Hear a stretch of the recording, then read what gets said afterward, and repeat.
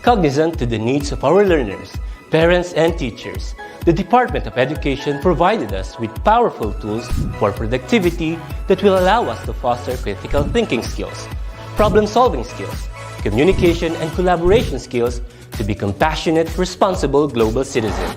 Join us and discover new ideas in our series of professional development training program with the ICT's Edtech Unit and Microsoft Education Philippines. Together, we will equip our learners and empower our fellow educators for a dynamic future. Para sa bata, para sa bayan, at para sa guro. Sulong Edukalidad.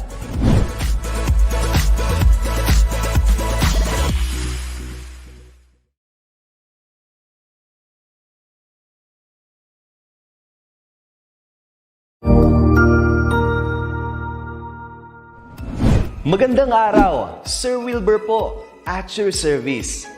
Narito ang ETUlay upang gabayan ka sa inyong pag-aaral upang lubos na maunawaan ang iba't ibang paksa o subject. Ang ETUlay ay isang free online tutorial class na pinangungunahan ng ICT's Educational Technology Unit sa pamumuno ni Undersecretary Elaine Del B. Pascua. Ang programang ito ay hindi lamang para sa mga bata, kundi ito rin ay magsisilbing gabay sa mga magulang at mga guro kung paano nila ituturo o gagabayan sa bawat asignatura ang kanilang mga anak o mga estudyante. Sa kasalukuyan, ang self-learning module mula sa rehiyon ng Calabarzon at kilala sa tawag na pivot ang ginagamit sa ating ETUlay online class. Kaya ano pang hinihintay ninyo? Ihanda na ang inyong mga ballpen o lapis, papel o kwaderno at samahan kaming itulay ang pagkatuto para sa bawat batang Pilipino. Sama-sama tayong magtutulungan para malampasan ang mga hamon sa panahong ito. Halina't matuto kasama ang inyong online tutor sa oras na ito.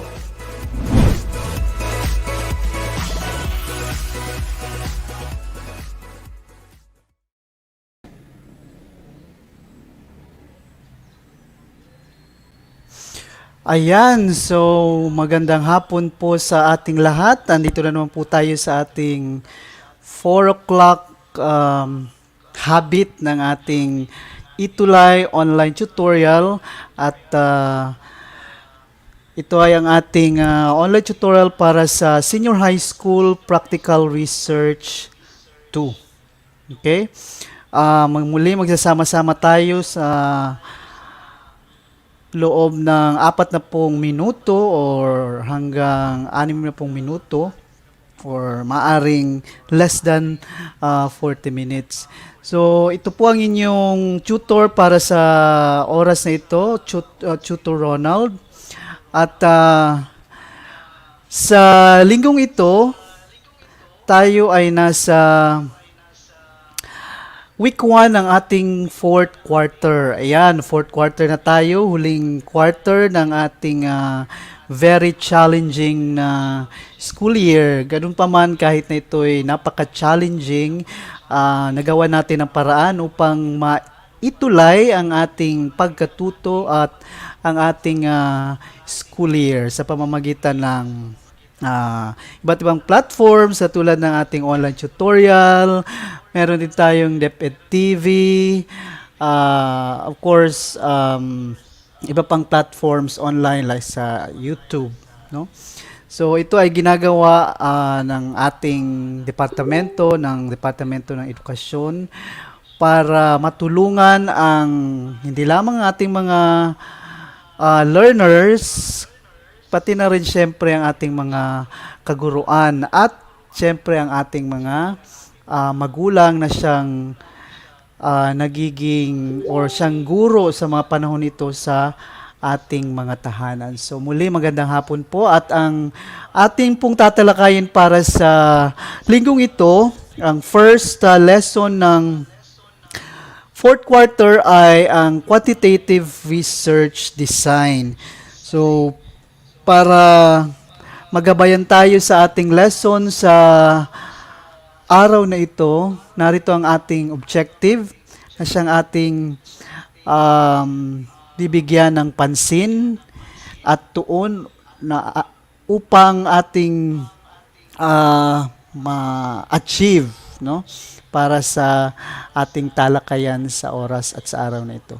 At ang objective na ito mula sa ating MELC or Most Essential Learning Competencies para sa Week 1 ay chooses appropriate quantitative research design.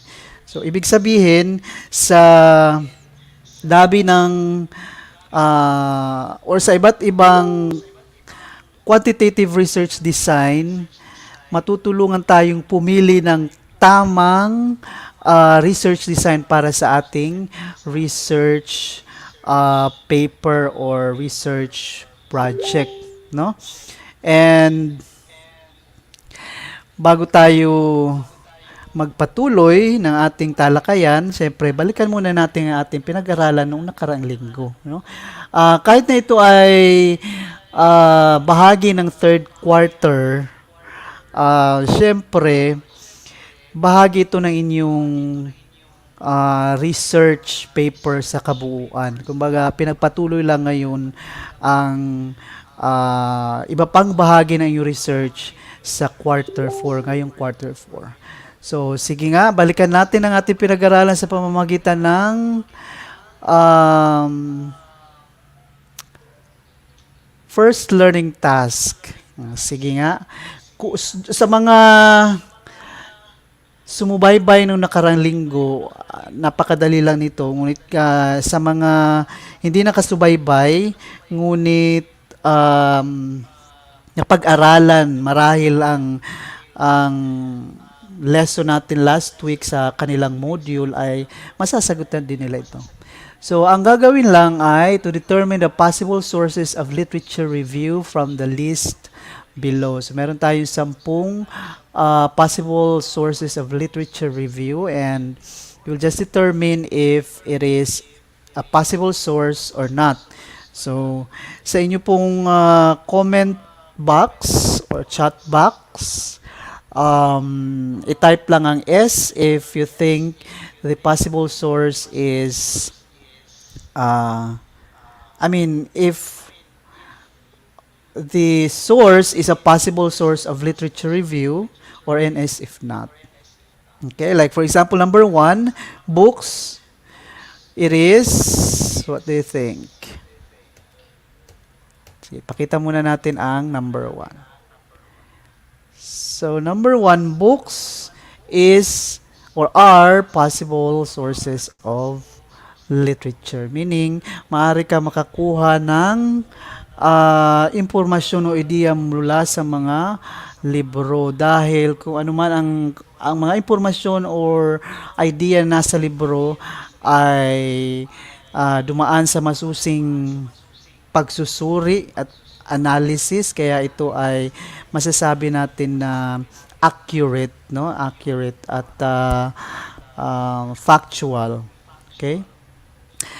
Kumbaga, dumaan ito sa quality assurance. Kaya ito ay maaaring possible source of literature review. So, number 2, ano kaya? Ang dreams, panaginip.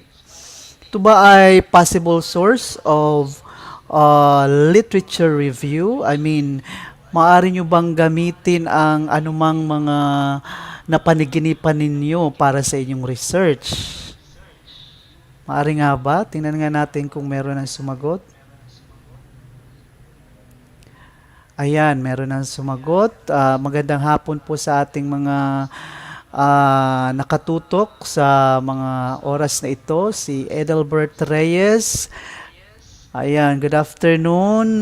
Silvano, Michelle. Shape, I'm sorry. Medyo mahirap. Aguilion ang kanyang apelyido marahil. Jojan Pasis, good afternoon. From Dagupan City, Shell Ferrer. Ayan, so meron sumagot sa number 2, NS daw, of course, not a possible source. Kasi nga, dreams, parang part lang yan siya ng subconscious natin. Hindi siya talaga, kumbaga, ano bang tawag ito? Hindi siya maaring maging possible source para sa ating literature review. Thoughts? Number 3, ano kaya ang sagot? Ito ba ay possible source or S or not a possible source or NS? Ayan, shout out. Oh, si Sir Joel Kudiamat. Parang familiar ang kanyang name. Ewan ko lang kung last week ba siya nanood or um, last week. So, ang number 3 natin ay NS. Siyempre, thoughts meaning random thoughts, no? Yung mga kung ano lang yung naiisip natin. So, hindi siya maaari maging possible source of research. How about number 4? Newspapers. Maaari ba siyang maging source ng ating literature review? Ibig sabihin, ang impormasyon at ideya na makukuha natin sa newspaper ay pwede ba nating isama sa ating review of related literature? Ayan, according to Sheila Robles, S daw or possible source. Ngayon din kay Shay, Elethea Aguilon, S. So yes, possible source din ang newspapers, no? Kasi ang information at like ang balita or opinion editorial, dumaan din yan sa anong tawag nito? Quality assurance, no? Or editing, kumbaga editing ng mga editors ng newspapers. So possible sources. So ibig sabihin the ideas and information are reliable if they come from a newspaper. But of course, piliin din yung newspaper na, credible din. I mean, marami kasing newspapers na naglalabasan sa, yung iba kasi,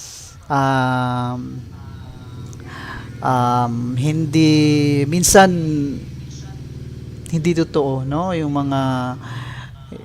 ibang tinatawag natin fake news, lalo na sa mga online newspapers, no? Sa mga online newspapers. So, make sure na credible ang newspaper na pagkukunan nyo ng impormasyon. Mga national dailies, no? Yan, possible source. Number 5 naman, ay journals. Of course, ito very common to na possible source of related literature. In fact, ang mga researchers na medyo matagal-tagal na ay journals ang kanilang pinaka number 1 choice sa kanilang possible source for related literature review or minsan, yun yung una nilang kinoconsult or tinitingnan ang journals. How about mental pictures? Number 6.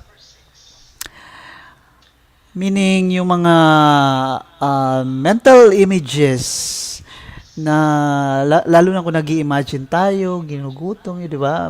Nag-i-imagine tayo ng masarap na pagkain. So, these are examples of mental pictures.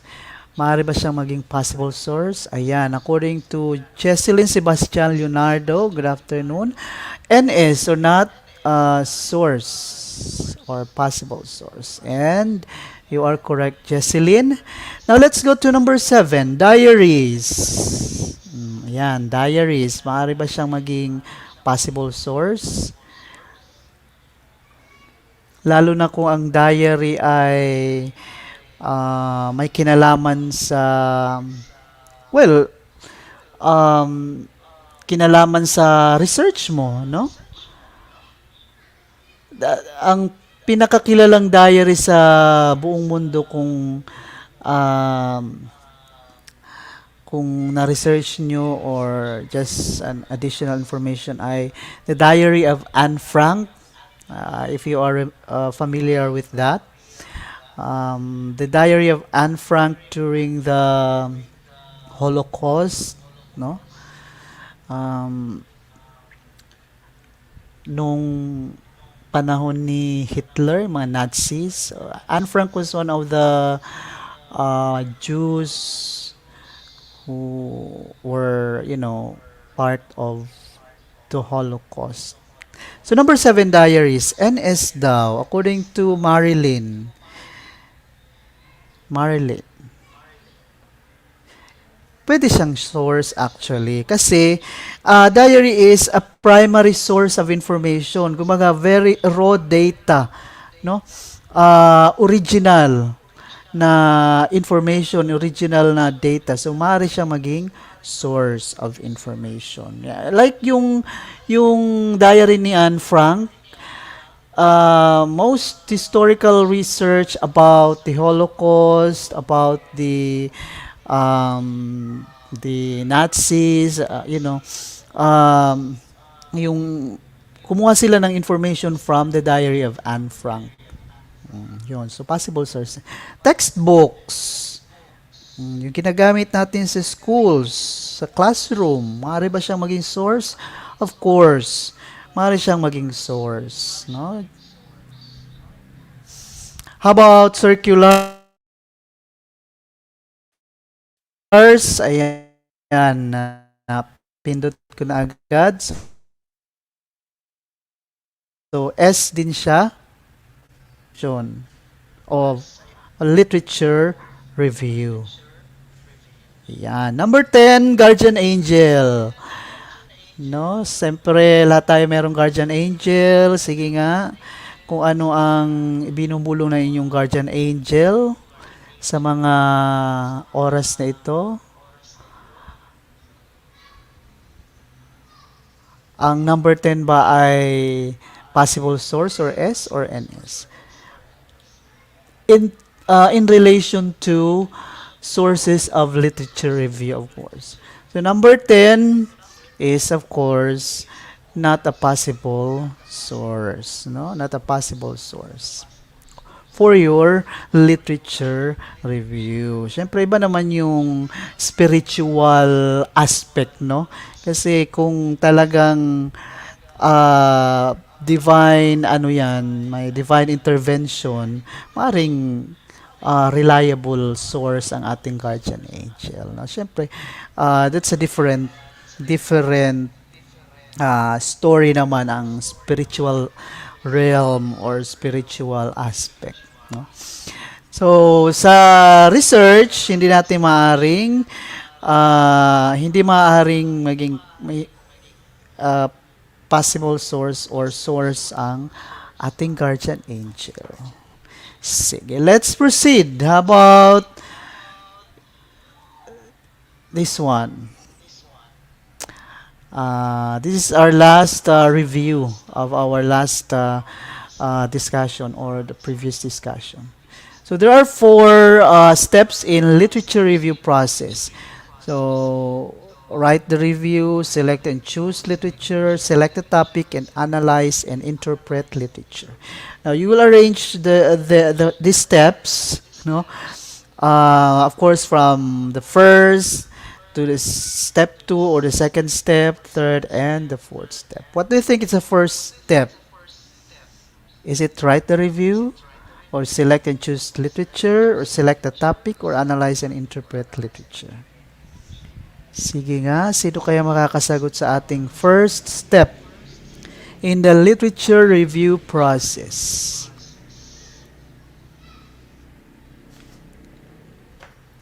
Medyo, ayan, si Ma'am Marilyn Tuquero is from Bulacanon High School, Cotabato Division.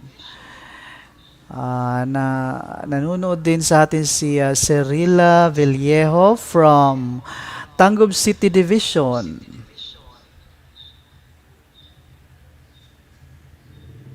Si Sir Joel Kudiamat from Apayao Division. Ayan, medyo siguro natatagalan silang mag-type ng sagot. So, ang first step sa ating literature review process is select a topic. No, of course, kaya nga ito ang ating first topic sa ating practical research. Well, not really the first, but first step in the research process in general. So you first select a topic, no? Of course, after selecting the topic, the next step in the literature review, or kung meron na kayong topic, alam nyo na ang topic, final na yung topic, approve na ni research advisor and by the group, or kung ikaw lang gumagawa ng research, kung mga decided ka na sa topic mo, ang susunod ay ayan, select and choose literature. So, mag-search ka na ng iba't ibang sources para sa yung literature. So, from so many literatures, you will of course select and choose what is or what are relevant to your research study, no? So, kailangan dito ang critical thinking skills and of course your note-taking skills. Diba? Sa pag-select and para sa pag-select and choose literature. Next, third step is analyze and interpret literature. So, i-analyze mo na yung mga napili mong literature, yung mga information, ideas from different sources, you will analyze and interpret. So again, critical thinking naman, critical thinking skills din ang kailangan sa third step. And sige nga, number 4. Ano kaya ang last? Siyempre, write the review. Yun na lang ang kulang write the review. Yan, write the review. So, isusulat mo na ang literature review, no? Following the guidelines in writing the literature review. And the guidelines, of course, pinag-aralan natin last 2 weeks. So, ayan. Tapos na tayo sa ating review. Now, let's proceed to our focus of our discussion today, which is choosing appropriate quantitative research design. To start writing your research paper, you have to plan the research design of your study. So, ano nga ba ang research design? Ayan, what is it? Sabi nga sa inyong module, what is it? So, ano nga ba ang research design? According to the book, which is my source of information for my presentation today. And again, the book is Practical Research for Senior High School, Book 2, Quantitative by Prieto and Prieto, Naval, and Carey. No? So, according to the book, research design is the overall concept or strategy to put together the components of your study in a logical manner. It ensures that the research problem is appropriately addressed. And the research problem or question shall determine the type of research design you should use. So, ibig sabihin, dahil meron ka ng research questions and research problems, no? Hindi ka na mahihirapan pumili ng research design kasi ang research design mo ay depende sa ano ang research problem and questions ng iyong research study. Okay? Kasi ito ang kailangan ma-address appropriately ng iyong research design, ang iyong research problems and questions. So, importante ang tamang research design kasi nga kailangan mong ma-address din ng tama ang research problem and research questions mo, no?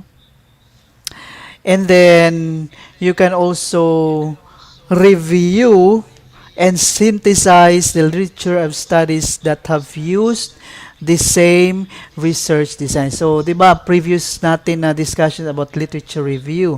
So, perhaps from the research studies na mababasa nyo, meron kayong makukuhang information about the research design, then that can also help you in choosing and deciding for the research design of your own research study. Now, there are major research three major categories of research design. You know, first is the exploratory research design, then the descriptive research design, and the causal research design. No, EDC kumbaga sa para madaling matandaan.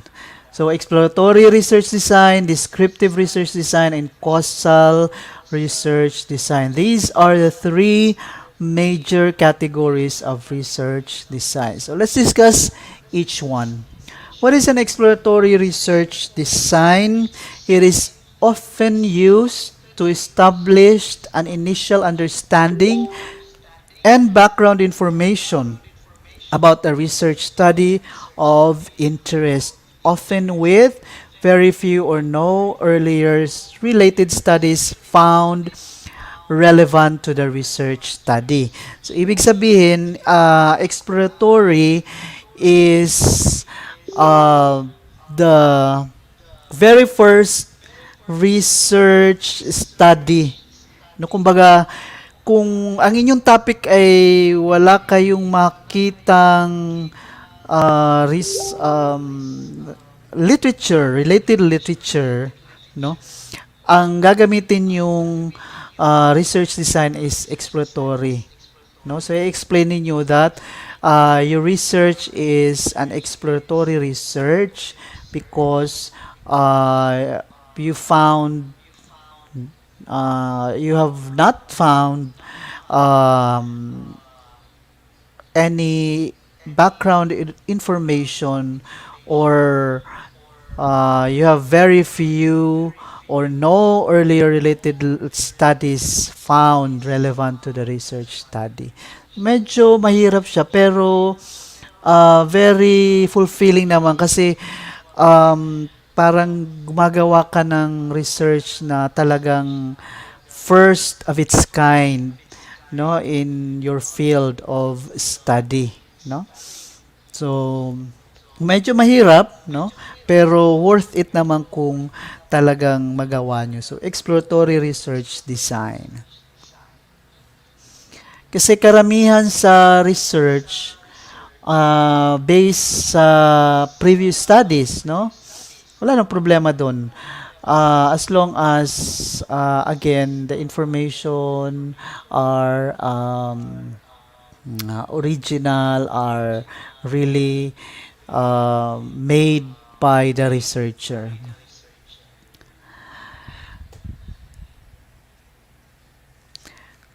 Next category is descriptive research design, which is often used to gather information on current situations and conditions.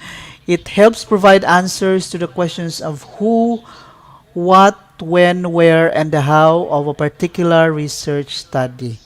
No? Parang nagde-describe ka lang, kaya nga descriptive kasi you're describing the who, the what, the where, and the how. Parang descriptive paragraph or descriptive essay. Usually, you're just describing the who, what, when, where, and how. Pero of course, in the descriptive research design, no, you have to provide accurate data and subject them to rigorous procedures using large amounts of data from large amount of samples, no? So kailangan large amount of samples ang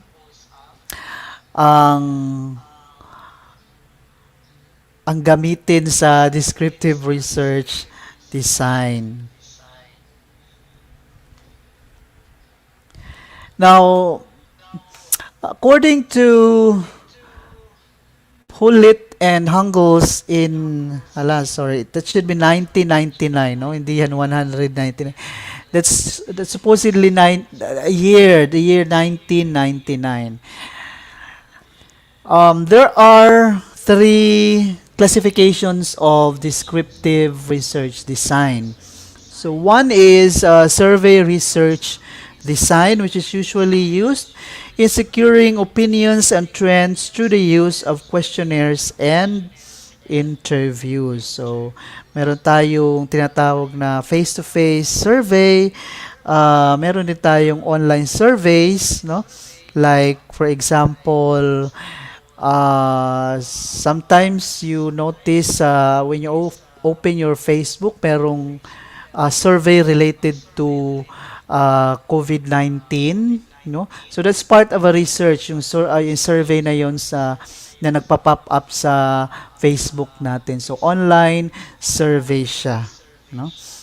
To secure opinion. So when you click that pop up, then merong mga questions na lalabas, no?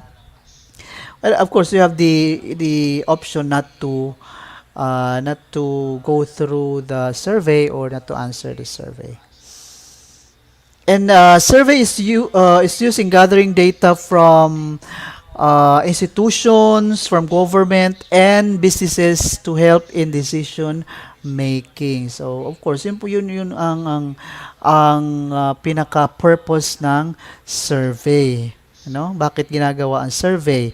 Of course, decision making in change strategies, in improving practices, in analyzing views on choice of products or market research.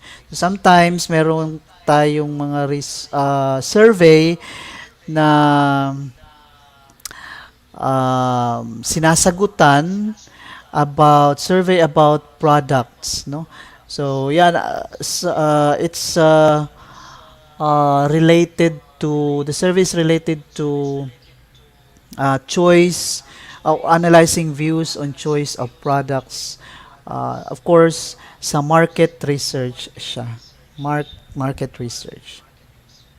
Okay? Meron din tayong surveys sa pag malapit ng election, di ba?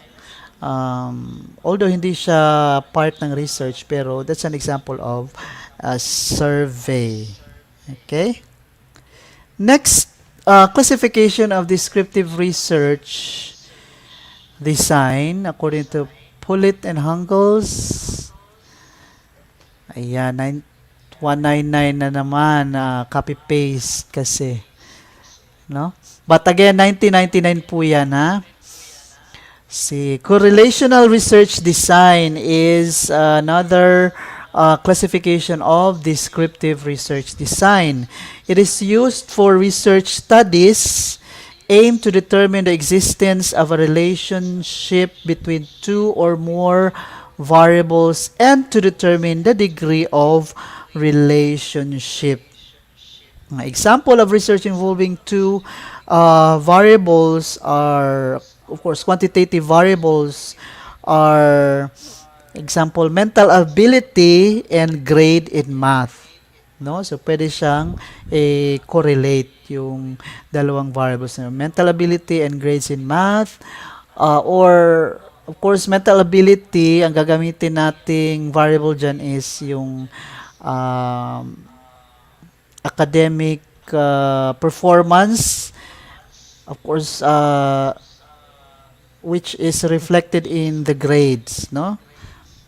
The grade of the subject or the respondent. And then, i-correlate mo siya sa grade in math.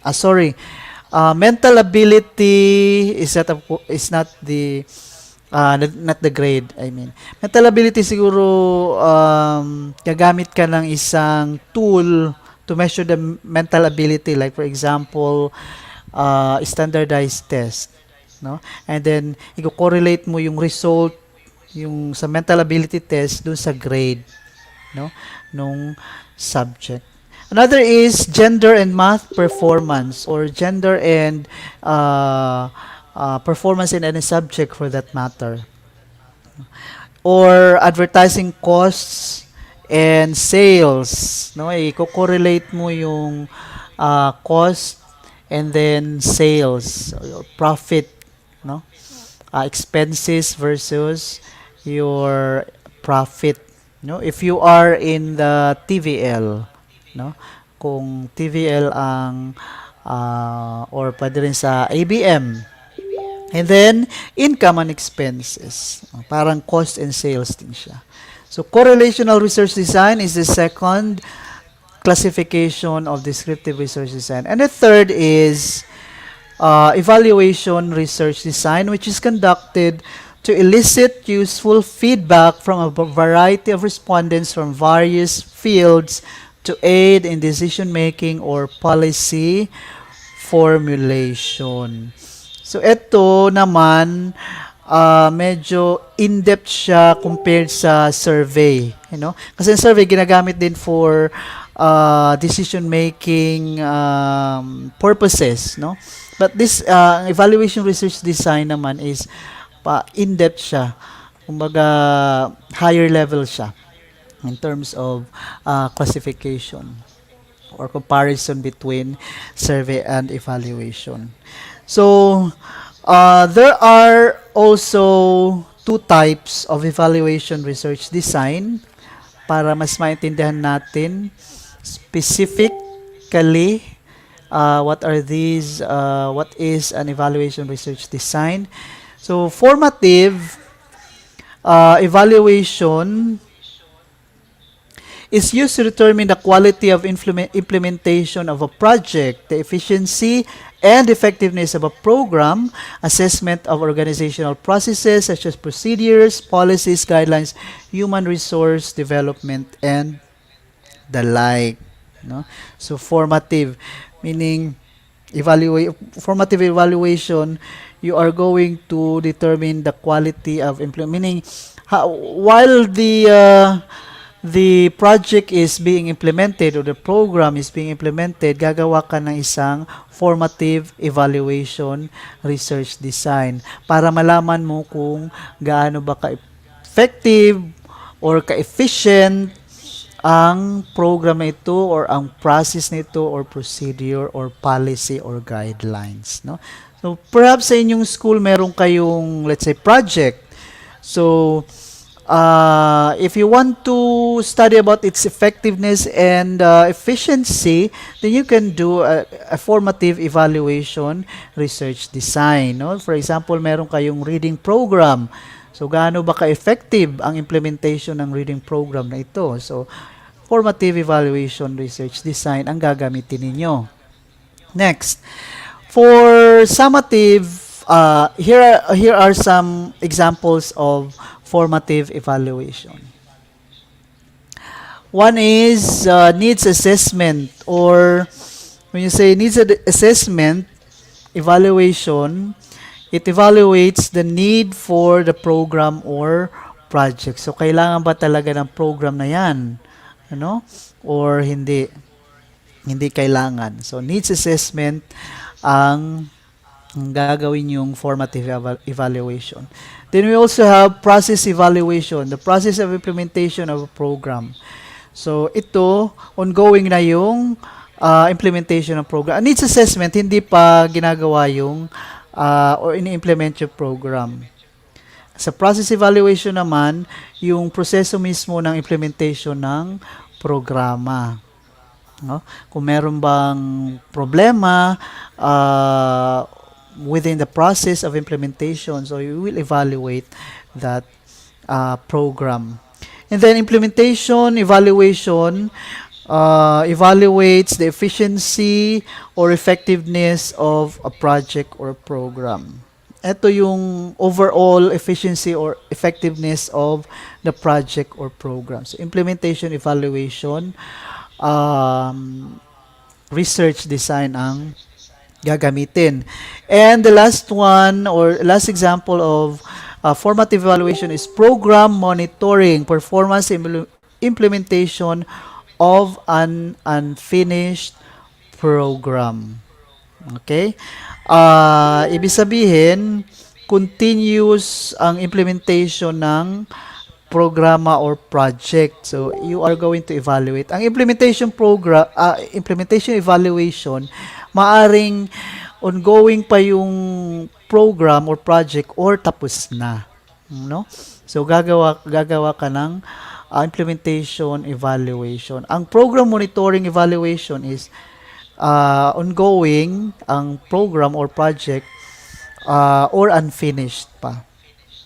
Example,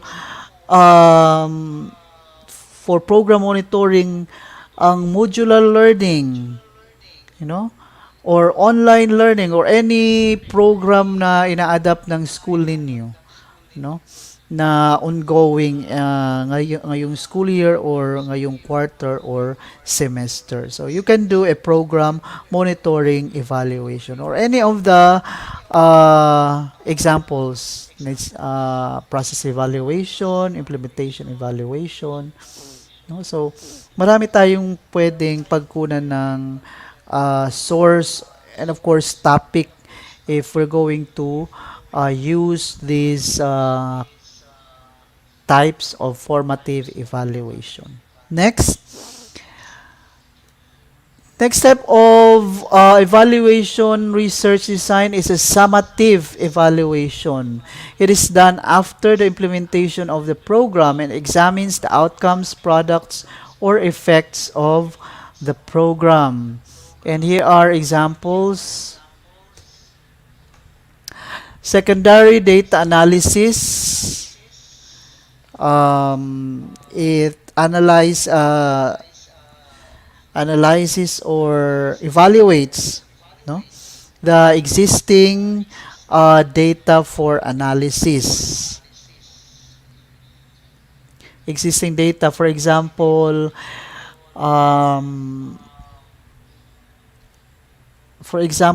not results, meron ng available na data, and then you will study about the influence of gender and mental ability on the results of the National Achievement Test.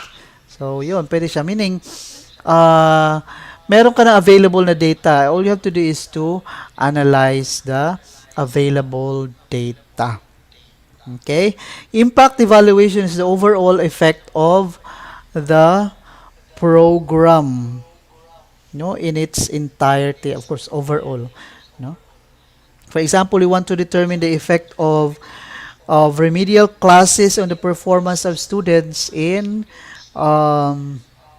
mathematics in your school. So, pwede siya sa impact evaluation. And then, outcome evaluation is done to determine if the program has caused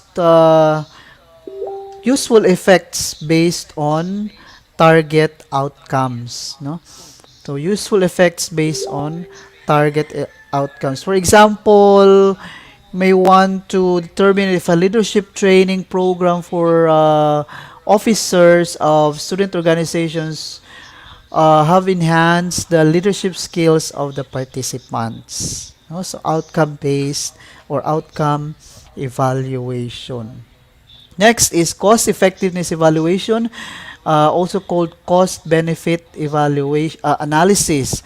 It compares relative costs to the outcomes or results of some courses of action. For example, you may want to conduct study on the value of money returns of a business. So, let's say, sa inyong community, merong isang startup business, and then gagawa kayo ng research, then pwede yung gamitin ang cost effectiveness evaluation research design. So, you may want to study the value for money returns brought by an intensive training investment for employees in the sales department for a business company or startup business, for example. Okay? So those are the um, descriptive research designs and their examples. So again, the two classifications of descriptive research designs are formative evaluation and summative evaluation. And each of the two classifications has examples, no examples of researches. Next, let's proceed to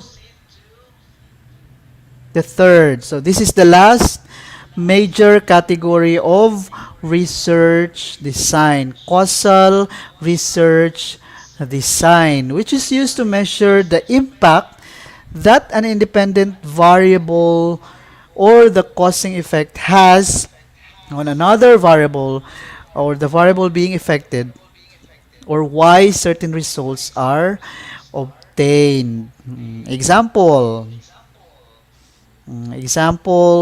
a restaurant owner may want to find out why she has fewer customers than their neighboring restaurants that resulted in decline in sales. No?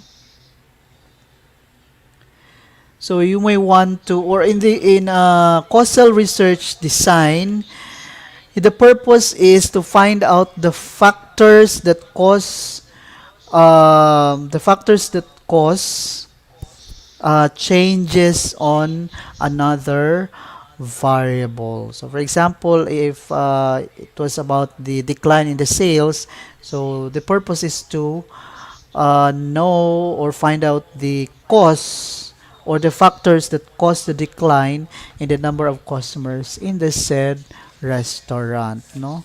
Kasi maraming dahilan yan bakit nagde-decline ang number of customers, no? Maaring sa customer service or sa product, no?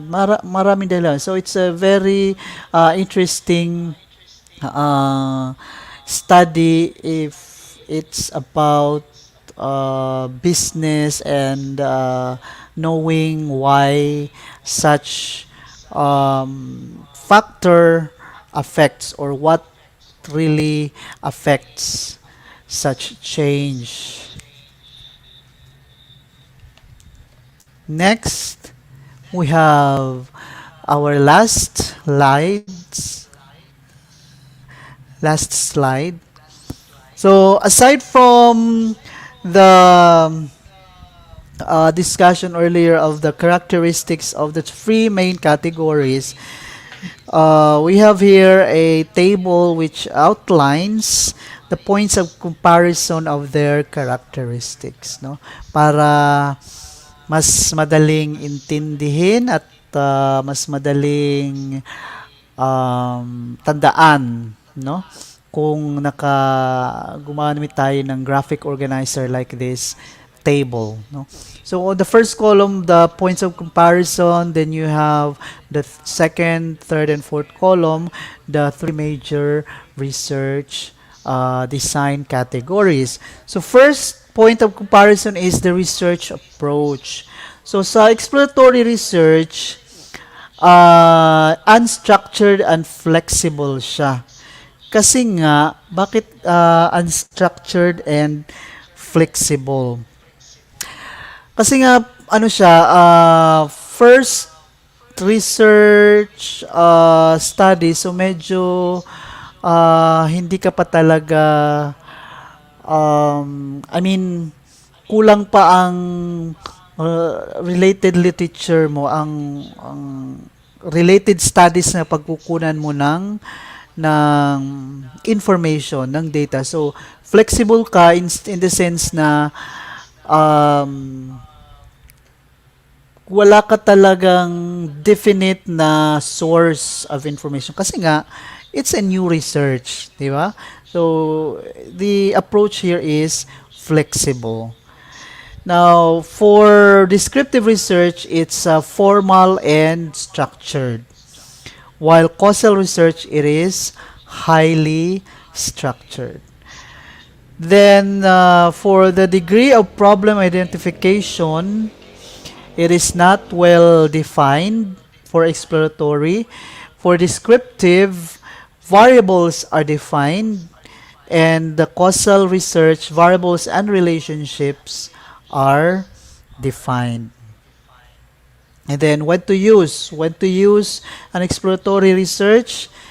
It's an initial research. So, wala talaga siyang sinusundan kasi nga first siya.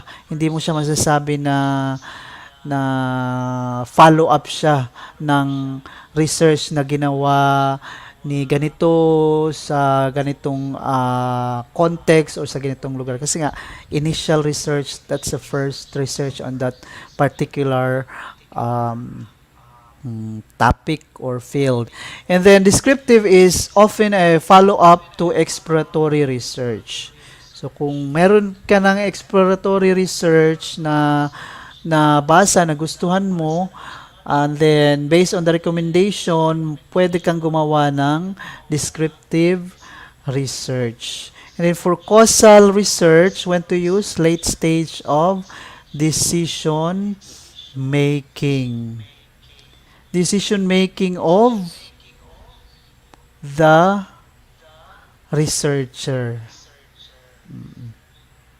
Next, goals and objectives. For exploratory research, it provides insights on a problem.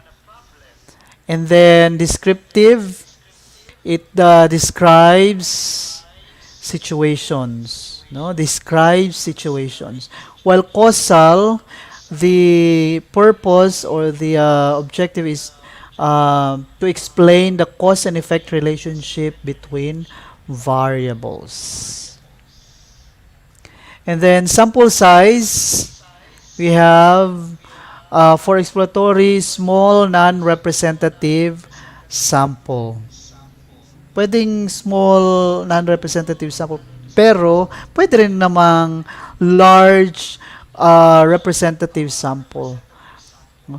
Kasi mas maraming sample, or the larger the sample, the better the results, the more reliable the results. For descriptive, kailangan talaga large representative sample. The same with causal research. Okay?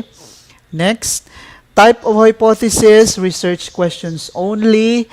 For descriptive, hypothesis is non-directional, and for causal research, hypothesis is directional. And then data management and measurements. Data may not be statistically measurable.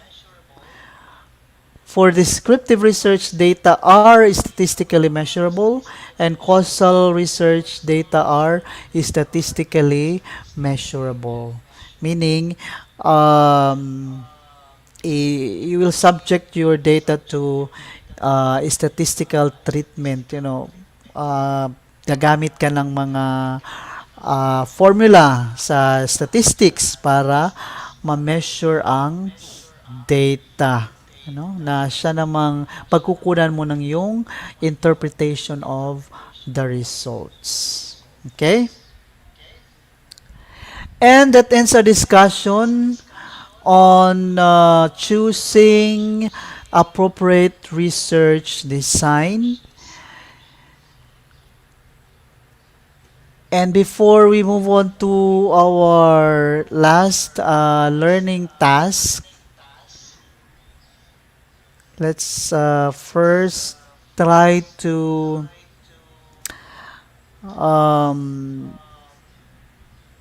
generalize or have a generalization of what we have learned, or synthesize our learning.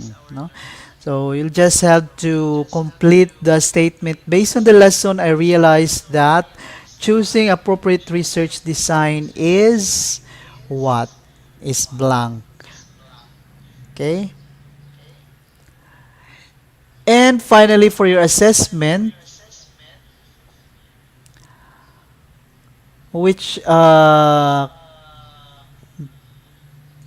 will be done after our discussion, and of course which will be your application of our learning, the actual application.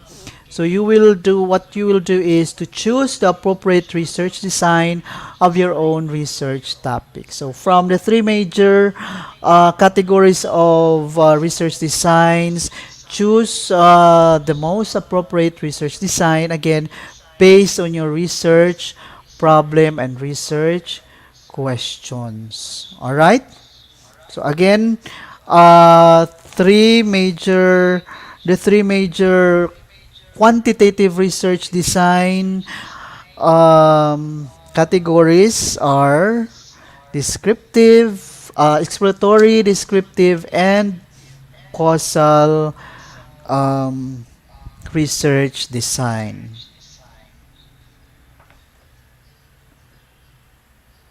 And again, here is my reference by the book by Prieto, Naval, and Carey, Practical Research to Senior High School, published in 2017 by Lorimal Publishing Incorporated.